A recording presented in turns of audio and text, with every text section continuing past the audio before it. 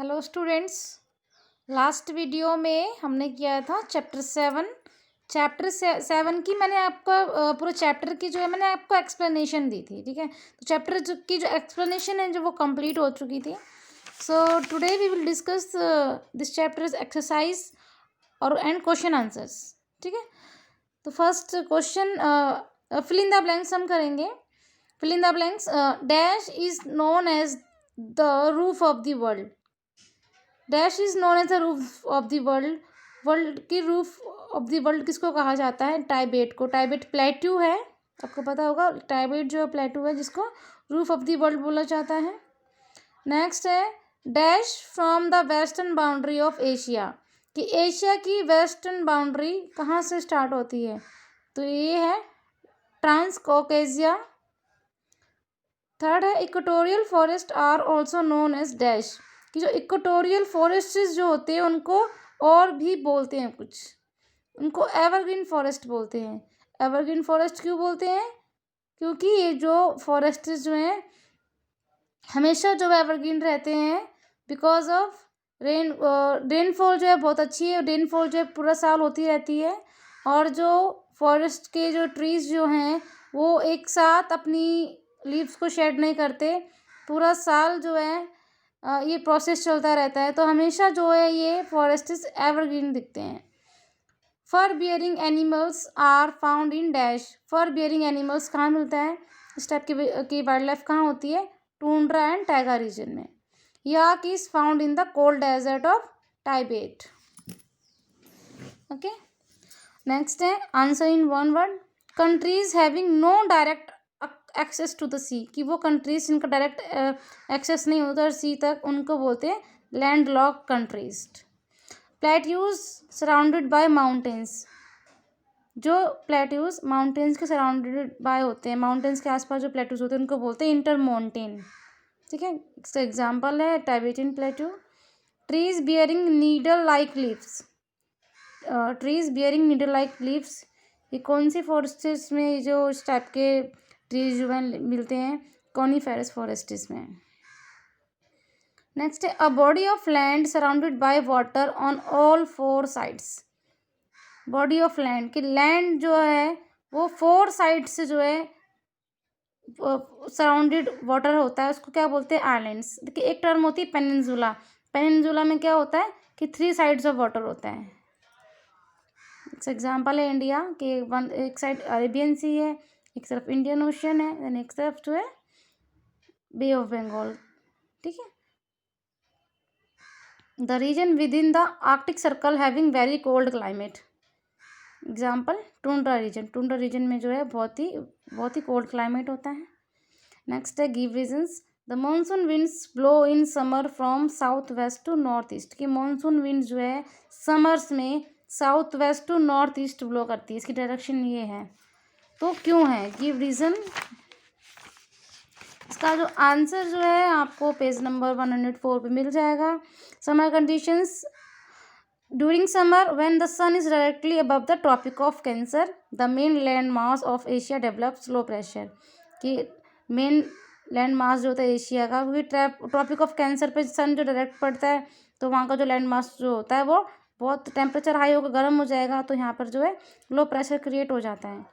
The surrounding seas being cooler develop high pressure since they blow over the oceans, तो land पर low pressure, आसपास के area में oceans body पे क्या होता है? हाई प्रेशर होता है वाटर बॉडीज पे, तो they pick up lot of moisture and give heavy rainfall in south Asia. ठीक है,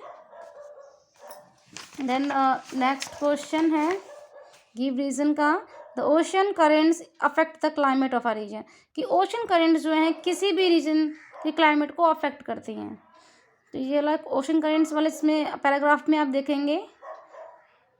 the cold and warm ocean currents affect the climate of a region, कि किसी भी रीजन के क्लाइमेट को जो है ओशन करेंट्स अफेक्ट करती हैं। कैसे? एग्जाम्पल ले लीजिए। The cold ocean current which comes from the north and washes the western coast of Japan affect the climate of Japan by making it extremely cold। इस current की वजह से जो जापान का क्लाइमेट जो है एक्सट्रीमली कोल्ड है। Where is the east coast of Japan is washed by the warm Kuroshio current that makes the winter milder. Okay, तो ये इसका आंसर है यहाँ पर। द नेक्स्ट क्वेश्चन है the climate of Indonesia is equatorial type, कि Indonesia जो है इक्वेटोरियल टाइप का क्लाइमेट है, तो उसका मेन रीज़न क्या है। तो देखिए मेन जो है इक्वेटोरियल इंडोनेशिया है, आइलैंड्स काफ़ी सारे जो हैं इक्वेटोरियल टाइप में आते हैं। तो देखिए जो Indonesia lies in southern Asia and is close to equator and has experience equatorial climate, कि इंडोनेशिया जो है इक्वेटर के आसपास है ना, तो इसका जो इक्वेटोरियल क्लाइमेट जो एक्सपीरियंस करती है, it experience hot and wet climate, क्योंकि जो एरियाज इक्वेटोरियल टाइप के क्लाइमेट जो होते हैं एक्सपीरियंस करते हैं, यहाँ पर जो है हॉट एंड वेट क्लाइमेट होता है with large amount of rainfall भी बहुत ज़्यादा होती है, और यहाँ पर जो एवरग्रीन फॉरेस्ट मिलते हैं, evergreen forest are found in this region. And then यहाँ पे जो है ह्यूमिडिटी भी हाई होता है, humidity is very high. Okay, so अब